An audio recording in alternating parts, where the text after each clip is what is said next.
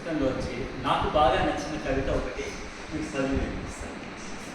నలుపు ఒక రంగే, కంటికి రాసే కాటుక నలుపు, కనుపాప నలుపు, కలికి కనుబొమ్మలు నలుపు, కాంతల కురులు నలుపు, కాయంపై కనిపించే కాలకం నలుపు, ముదితల గడమున మెరిసే పూసలు నలుపు, బిడ్డడి చెక్కిలిపై అద్దే దిష్టి చుక్క నలుపు, కోవెలలో వెలిసిన శివలింగం నలుపు, వేల జనం వెలిగించే అగరొత్తులు నలుపు.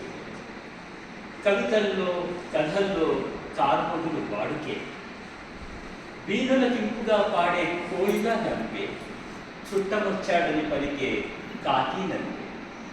మరి చీకటంటే భయం, నల్లపెల్లి దుశ్శకునం, నల్లచీర నిషేధం, నల్లబొట్టు నివర్తనం, మృతి తెలిపే సంకేతం, ఎడలుకు ఓ లక్షణం.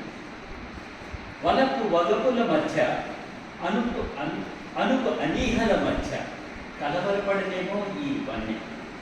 నలుపు ఛాయమై దోషం నలుపుదా లేక మనిషి.